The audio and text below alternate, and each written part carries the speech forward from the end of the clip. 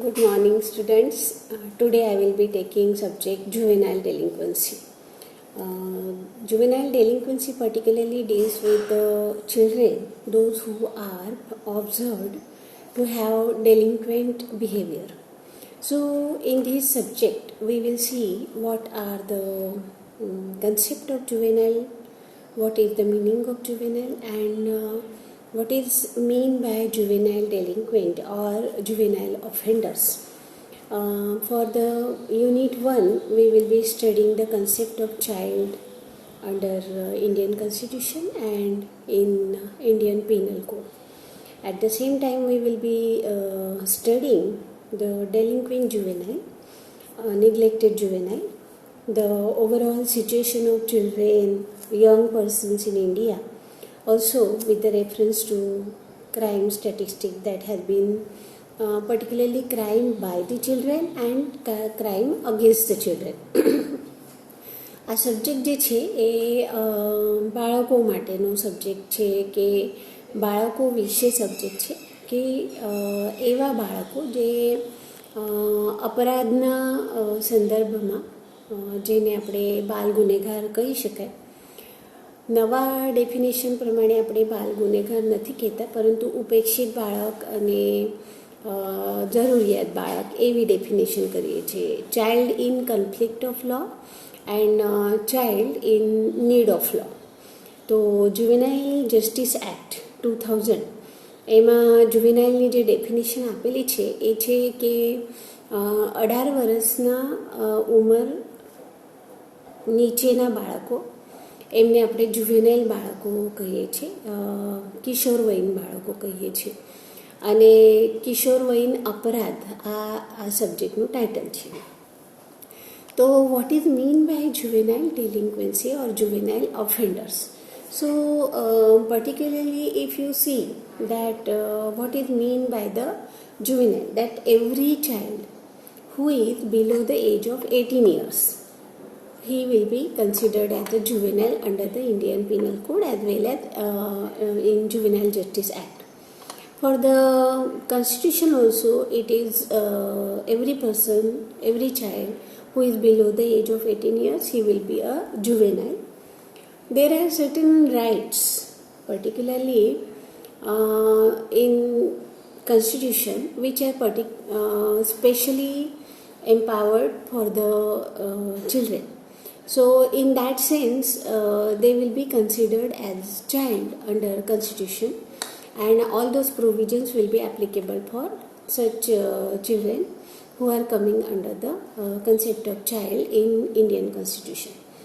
There are certain exemptions or certain terminologies under Indian Penal Code where some sort of exemption, or what we can say that the liberty from the criminal liability has been conferred on children. So any child below the age of 7 years that will not be liable for any offence committed. That is the initial exemption that has been, we can say 100% exemption that has been given to children below the age of 7 years under Indian Penal Code. And partial exemption or partial liability that has been conferred on the children of the age from 7 to 12, that you know. Sections 80 to 86 they deals about such partial liability or partial responsibility of the crime. Then children are over than the age of 12 but below 18 years, they will be considered as a minor or juvenile for fixing the liability under Indian Penal Code, and they will be treated by Juvenile Justice Act for any such offence or any such dispute that arises against them. So this is what the brief idea. Then we will go section wise also. So first of all, the nation's future, that citizens deserve compassion and the best care, they are the children. because if we preserve the children, then we will get the good citizens in future. A child is absolutely born innocent, but certain social and environmental factors in a negative aspect diverge their mind towards the criminal tendencies, and whose removal might mold them into a person of stature and excellence. So this is what the perspective of the society that makes children into good citizens, or they may become some criminals. So this is what we have to nurture them with the social behavior, moral rules, moral norms and education. So that is what we have to take care of the children who are below the age of 18. And that's why we have in our constitution the provision that every child below the age of 6 years, by 86th amendment of the constitution, every child below the age of 6 years will be having preschool education, that is early childhood education. So this is mandatory, and to make the implementation of this provision, we have already taken initiatives like we have Anganwadi, Balwadi and preschools, where the government is going to implement various provisions, various schemes, and they are being given benefit of the preschool education to such children. So this is what the children who are in their early childhood, they need care and attention, and at the same time some basic education which will tend them to be good citizens. Again, children up to age of 14 years, that we have a right to education. So every such child who is below the age of 14 years has right to education, and it will be the responsibility of the government to make available at the cost of state such schools and facilities for their education, whatever class their child may be coming from. So here again, we have a provision under constitutional law by Article 51, fundamental duties, 51A, that fundamental duties, that there will be a fundamental duty of every parent that we have inserted after one amendment. Every parent shall have the responsibility to send his ward to the school for compulsory education up to the age of 14 years. So this is what we have taken the initiatives to create good citizens of our nation. But somewhere due to some causative factors, social responsibilities and certain other things, sometimes may be heredity, sometimes it may be mental condition, or such other factors which are responsible. Somewhere some children, they become delinquent, misbehaving, and they come into the conflict of law. At that juncture, they will be called as the juvenile delinquent. Now, in Juvenile Justice Act 2000, when it was first time enforced, we have classified them as juvenile delinquent and juvenile offenders. But after the amendment, we considered that it should be very rude to use such words for them, that juvenile offenders, that will be very rude for the children, because their minds are still tender and they can be converted, they can be transformed into good citizen. So we replaced the words, and now we say that juvenile in need of law and juvenile in conflict of law. So juvenile in need of law means those who are coming under the category of neglected child, દુર્લક્ષિત બાળકો જેને આપણે કહીએ છીએ, જેને કેરની જરૂર છે, જે અનાથ છે અથવા તરછોડાયેલા છે, અથવા જેના પેરેન્ટ્સ અચાનક એક્સપાયર થઈ ગયા હોય, કોઈ રિલેટિવ ના હોય, કોઈ કેર કરવાવાળા ના હોય, ગરીબ હોય, દુર્લક્ષિત હોય, એવા બધા બાળકોને આપણે ચાઇલ્ડ ઇન નીડ ઓફ લો એવું કહેવામાં આવ્યું છે. જે બાળકો કળત ન કળત પોતાના જાણ બહાર કોઈ એવા ગુનામાં સંડોવાયેલા છે અથવા ગુનાહિત રીઝન માટે એમનો ઉપયોગ કરવામાં આવ્યો છે અને એ પકડાયેલો છે, અથવા એના હાથથી એવું કોઈ દુષ્કૃત્ય ઘટી ચૂક્યું છે જેને આપણે કાયદાની ભાષામાં ગુના કહીએ છીએ, તો એ બધા બાળકોને આપણે juvenile in conflict with law એ કેટેગરીમાં લઈ આવ્યા છે. તો juvenile in conflict of law means such children those who are punishable, those who have indulged in such act or omission which is punishable under the Indian Penal Code.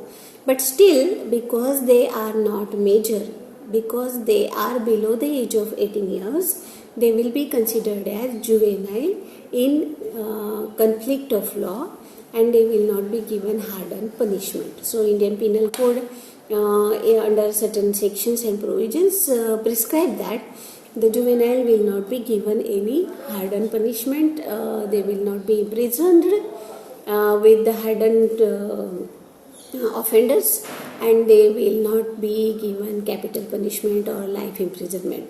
So then if they are in conflict with law, if they are the offenders, then and if we are not giving them any punishment, then how we can improve them?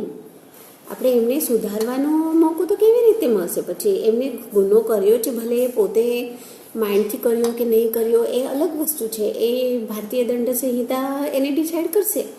પણ જો એને કોઈ એવો કૃત્ય કર્યો હોય કે જે ગુના કહેવાય, તો પછી એને સુધારવાનો રસ્તો કયો? તો એના માટે આપણે ઓબ્ઝર્વેશન હોમ, રિમાન્ડ હોમ અને જુવેનાઇલ હોમની સંરચના કરી છે કે જે આવા બાળકોને સુધારવા માટે, સુધારગૃહ કહેવામાં આવે, એમના સારા વર્તન માટે, એમના એજ્યુકેશન માટે, અને સાથે સાથે એ પોતાની રીતે પોતાના પગભર થઈને જીવી શકે, એ પાછા આપણા સમાજમાં પોતાના સ્થાન પર, મૂળ સ્થાન પર પાછા આવી શકે, એના માટે આપણે Indian criminal justice administration system જે છે એમને juvenile homes, observation home and remand હોમની પણ સંરચના કરી છે. તો આગળ વધતા આપણે એ રિમાન્ડ હોમની કે સુધારગૃહની જે કોન્સ્ટિટ્યુશન છે એમનું કેવી રીતે સ્થાપના કરવામાં આવે છે, ત્યાં કયા કયા પ્રકારના સુધારણા કરવામાં આવે છે, એકચ્યુઅલમાં કઈ સ્કીમ ઇમ્પ્લિમેન્ટ કરવામાં આવે છે, એ બધાનો પણ અભ્યાસ આપણે આ સબ્જેક્ટમાં કરીશું. સાથે સાથે આપણે જે આવા બાળકો છે અને એ બાળકો એમના રિમાન્ડ હોમનું કાર્યકાળ પૂરું કર્યા પછી એ ફરીથી સમાજમાં કેવી રીતે પુનઃસ્થાપિત થઈ શકે છે, એના માટે સરકાર કયા પગલાં લે છે એનો પણ અભ્યાસ આપણે કરીશું. તો now let us see the definition of juvenile. તો બિકોઝ આમ તો આપણે ખબર છે કે બાળકો એટલે 18 વર્ષથી નીચેના બાળકો, ઇરરેસ્પેક્ટિવ ઓફ ધ જેન્ડર, એ સ્ત્રી હોય કે પુરુષ હોય, જો એ બાળક છે 18 વર્ષથી નીચેનું ઉંમર છે એની, તો એને આપણે બાળક કહેવામાં આવશે. But as per the law we will see the definition. So one thing that we all know that the children are the assets of nation. કેમ કે જો બાળકો હશે તો આગળ જતાં દેશને સારા નાગરિકો મળશે, અને સારા નાગરિકો હશે તો જ દેશ રહેશે. કેમ કે attribution of the statehoodship under the public international law, the first criteria is that every such nation who want to declare himself as a state, they are required to have their own sovereign region.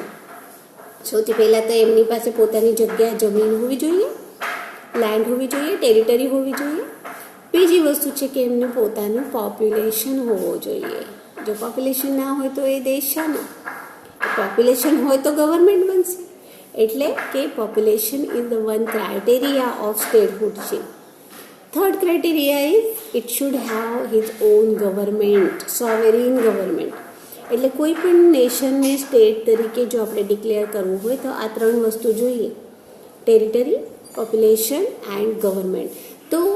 તો જ એની state કહેવાય. તો of course every state need citizens and they should be good citizens if you want to be a good state, right? So this is what, if the children are not nurtured, if they are not preserved, if they are not given such protection under the law, then the state should not get good citizens in its own territory.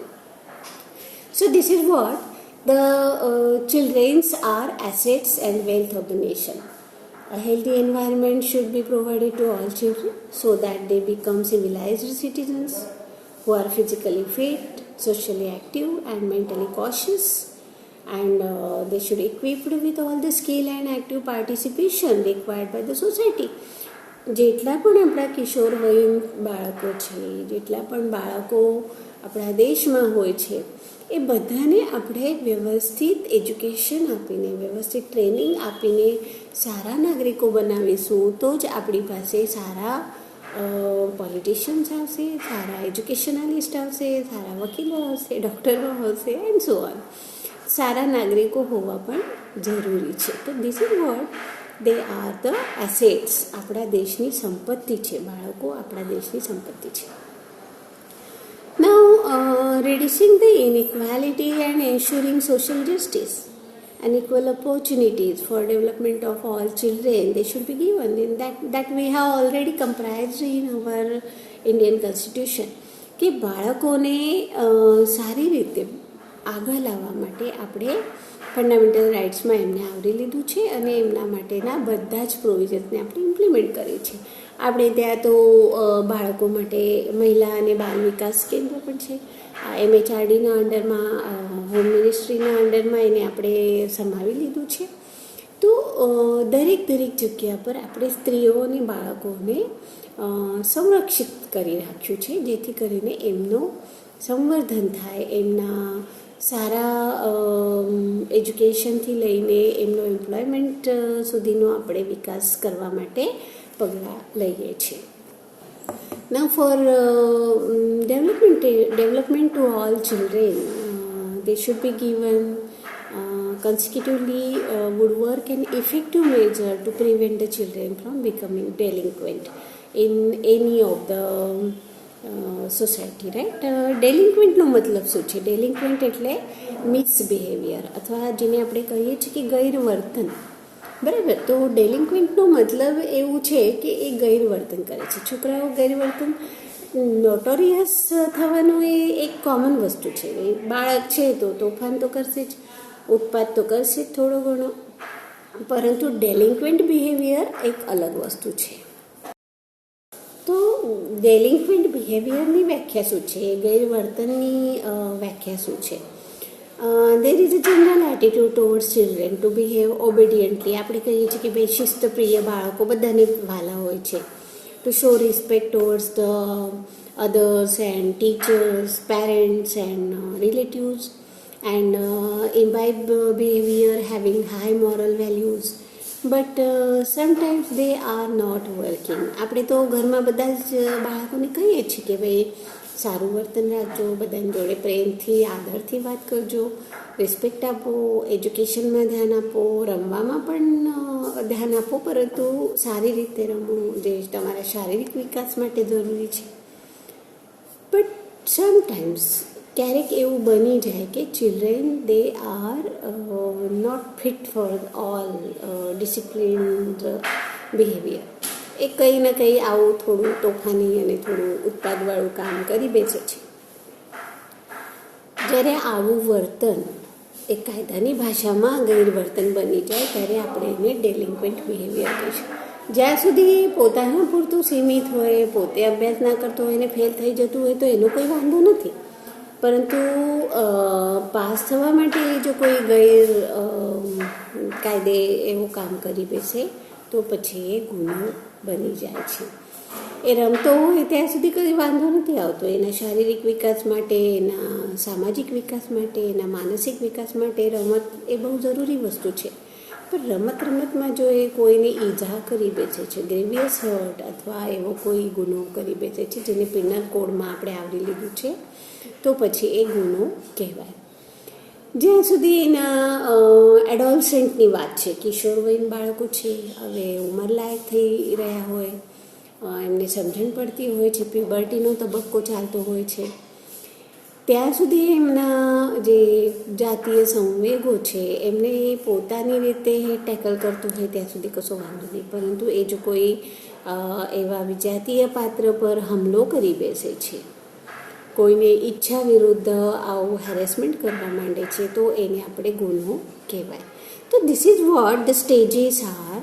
They are at very vulnerable stages. Children, they need care from the parents, they need care from the teachers, they need care from the society.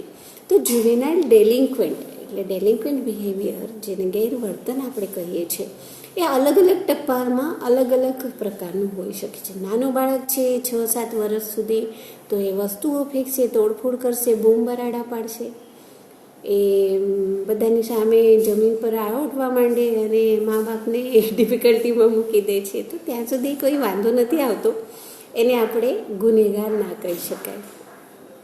થોડું સમજણપૂર્વક બાળક હોય તો મમ્મીને purse આંચકીને ભાગી જાય અથવા પપ્પાનું પાકીટ લઈને ભાગી જાય અથવા કોઈના પર હાથ ઉપાડી દે, કોઈ ઈજા કરી દે, એ જ્યાં સુધી નિગ્લિજિબલ છે, જ્યાં સુધી એ સ્લાઇટ હાર્મ છે ત્યાં સુધી પેરેન્ટ્સ એને સંભાળી શકે.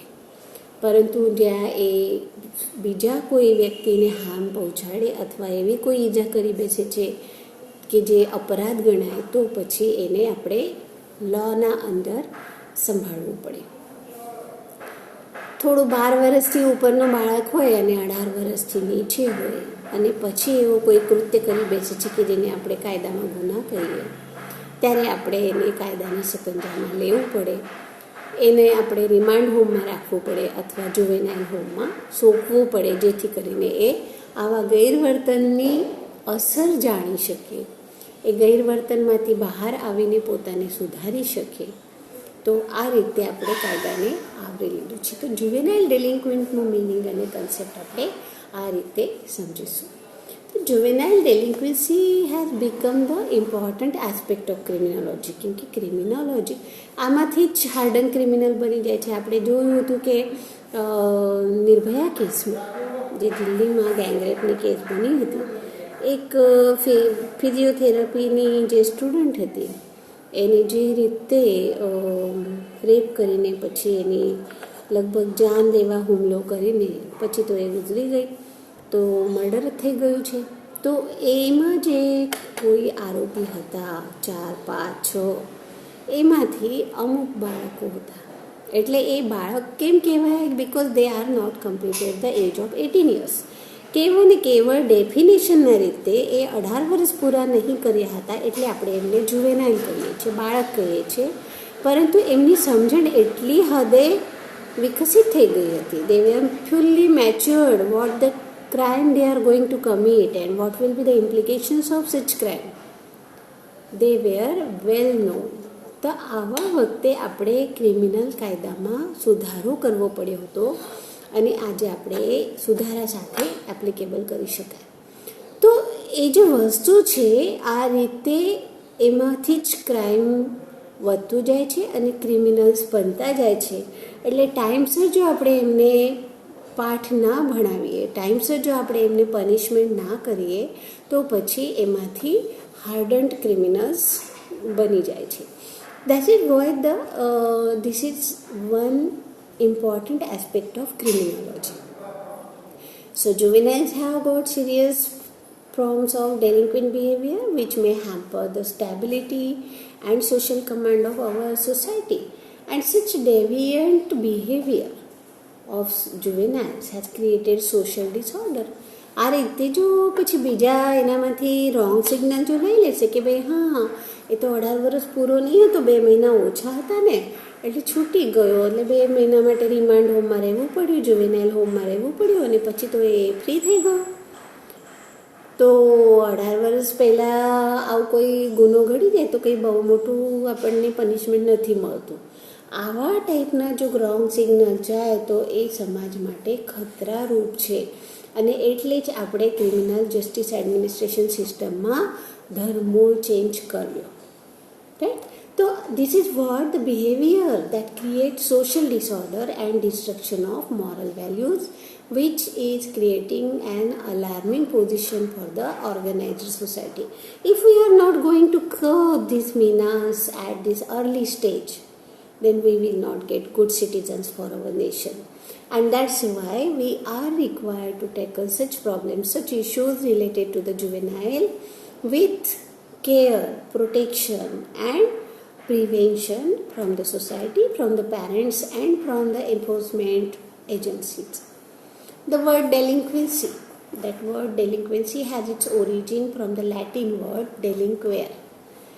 આપણે જે ડેફિનેશન જોઈએ તો ડેલિન્ક્વન્સી આ વર્ડ આપણે લેટિન વર્ડમાંથી લીધું છે, ડેલિન્ક્વેર. ડેલિન્ક્વન્સનો મિનિંગ શું છે કે અવે એન્ડ લિંકર, જેનો મતલબ છે કે ટુ લીવ દસ, મીન બાય લીવ ઓર એબન્ડન, તરછોડાયેલો છે, જેને આપણે ધ્યાન નથી આપ્યું, જેને આપણે છોડી દીધું છે. તો initially the word was having primarily meaning and applied to those parents who have abandoned and neglected their children. જે લોકો પોતાના બાળકોને રસ્તા પર છોડી દે, એ મોસ્ટ ઓફ ગરીબીના લીધે થતું હતું, અથવા બહુ વધારે પડતું બાળકો થયા, અથવા જે સામાજિક એક માનસિકતા હતી કે ભાઈ છોકરી થઈ છે, હવે કેટલી બધી છોકરીઓને ઉછેરવાનું, છોડી દો એને રખડતી ખાશે. તો આવા ટાઈપની જે માનસિકતા હશે એનામાંથી એવા બાળકો જે છોડેલા છે, એ આવા બાળકોને આપણે ડેલિન્ક્વન્ટ તરીકે પહેલાં ઓળખાતા હતા. Nowadays it is applicable on those all children who are involved in illegal and harmful activities. હવે આપણે ડેલિન્ક્વન્ટ બાળકોમાં બધાને જ આવરી લીધું છે. એવું પણ બને કે બાળક બીજાના પ્રભાવમાં આવીને કોઈ એવું ગુનાહિત કૃત્ય કરી બેસે છે જેમાં એના પેરેન્ટ્સનો કોઈ હાથ ના હોય અને એનું પોતાની કોઈ સમજણ ના હોય. Now he will be treated as a juvenile delinquent. તો હવે આ જે ઇનિશિયલ મિનિંગ હતો એનું આપણે ઘણું ટ્રાન્સફોર્મ થઈ ગયું છે, અને એવા દરેક બાળક જે 18 વર્ષથી નીચેનો ઉંમરનો છે પણ જેનો બિહેવિયર સોસાયટી માટે ખતરારૂપ બનશે અથવા સોસાયટી માટે એ ડિસિપ્લિન ના હોય, એવા બધાને આપણે જુવેનાઇલ ડેલિન્ક્વન્ટ તરીકે ઓળખીએ છીએ. So juvenile is considered as a child who has not completed a specific age as mentioned in the law of any country and doesn't bear resemblance as an adult person, જેને આપણે adult person તરીકે નથી ઓળખતા. and who has made legally answerable for his criminal activity, જેને આપણે એવું પણ કહીએ છીએ કે એ ગુનાહિત કૃત્યોમાં સંડોવાયેલો છે. So the juvenile is a child who has alleged violated certain laws which declare his act or omission as an offense. એ તો આપણે પહેલાં પણ જોયું કે જ્યાં સુધી એ બાળકનું વર્તન પોતાના પૂરતું સીમિત હશે, કે ધારો કે કોઈ બાળકે આમ મનમાં વિચાર કરીને પોતાના કિચનમાંથી એક ચપ્પુ લઈને પોતાના બેગમાં મૂકી દીધું, પણ એ નથી ગયો ઘરની બહાર, નથી ગયો સ્કૂલમાં, નથી કશું કર્યું અને ખાલી મૂકી રાખ્યું હતું એક દિવસ માટે, બીજા દિવસે કાઢીને પાછું કિચનમાં મૂકી દીધું કેમ કે મમ્મીને તો શાક બનાવવાનું છે, રાઈટ? તો એ વર્તન આપણે એને જુવેનાઇલ ડેલિન્ક્વન્ટ ના કહેવાય, એ કોઈ ગુનો નથી અને એને કોઈ સજા ના કરી શકાય, ભલે આપણે બધું જોઈ લીધું હોય. પણ એ એવો વિચાર સાથે જો એના મનમાં વિચાર હશે કે હું કોઈ દિવસ આ ચપ્પાનો ઉપયોગ કરીશ અને એવી રીતે એનો કોઈક યુઝ કરી નાખશે અને એ જો ઇન્ડિયન પિનલ કોડમાં ગુનો હશે તો પછી એ એક ક્રિમિનલ કહેવાય અને પછી એ જુવેનાઇલ ડેલિન્ક્વન્સી લોઝમાં એને સજા થઈ શકે છે, રાઈટ? તો એ જુવેનાઇલ જ્યાં સુધી કોઈ એક્ટ ઓર ઓમિશન એવો કૃત્ય કરી બેસે કે જે ગુનો તરીકે આપણા કોડમાં નોંધાયેલો છે ત્યારે એ જુવેનાઇલ ડેલિન્ક્વન્ટ કહેવાય. So a juvenile and minor, they are used in different perspective in the criminal laws or legal terms. The term juvenile is generally used in reference to a young criminal offender and minor is related to a legal capacity of a person. તો જ્યારે આપણે word minor use કરીએ છીએ ત્યારે ઘણા legal conditions ઉદ્ભવે છે કે એ માઇનર છે તો એ કોન્ટ્રાક્ટ માટે પાત્ર નથી, એ માઇનર છે તો સજા થવા પાત્ર નથી, એ માઇનર છે તો અમુક બેનિફિટ્સ એને મળવાના નથી. અને જ્યારે આપણે એને જુવેનાઇલ કહીશું ત્યારે એ જુવેનાઇલ જસ્ટિસ એક્ટ હેઠળ એક સજાપાત્ર બાળક બની શકે છે અથવા જો જુવેનાઇલ જસ્ટિસ એક્ટની પ્રોવિઝન્સ એના પર એપ્લિકેબલ થશે. તો આવી રીતે આજે આપણે યુનિટ 1માં concept of juvenile or concept of children જોઈ છે અને જુવેનાઇલ જસ્ટિસ એક્ટનો એપ્લિકેબિલિટી કેવી રીતે થશે એ પણ જોયું. નેક્સ્ટ લેક્ચરમાં આપણે આગળનો પાર્ટ જોઈશું કે ડેલિક્વન્ટ જુવેનાઇલ એટલે શું અને નિગ્લેક્ટેડ જુવેનાઇલ એટલે શું. હું બધા વિદ્યાર્થીઓને ફરીથી કહું છું કે તમે પોતાની રીતે અભ્યાસને આગળ વધારો. અમે ઓફલાઈન અને ઓનલાઈન એજ્યુકેશન બંને લઈએ છીએ. સાથે સાથે અમારા જેટલા પણ વિડીયો લેક્ચર્સ છે એ તમારે ધ્યાનથી જોવાના. સાથે સાથે તમે પોતે અમે જે અસાઇનમેન્ટ આપ્યું છે એ અસાઇનમેન્ટ લખવાનું શરૂ કરી દેજો. ઇન્ટરનલ એક્ઝામ પહેલાં બધાએ અસાઇનમેન્ટ આપવી કમ્પલસરી છે અને આવી રીતે તમે પોતાની જે અસાઇનમેન્ટ છે એ પૂરું કરશો. એ ઇન્ટરનલ એક્ઝામનો એક પાર્ટ છે અને દરેક ટીચરના દરેક લેક્ચરને ધ્યાનપૂર્વક સાંભળીને પોતાનો અભ્યાસ પૂરો કરજો. ગવર્મેન્ટના ગાઈડલાઇન પ્રમાણે જ્યારે અહીંયા કમ્પલસરી ઓફલાઈન એજ્યુકેશન શરૂ થશે ત્યારે તમારે ક્લાસમાં આવવું જરૂરી છે. Okay, by.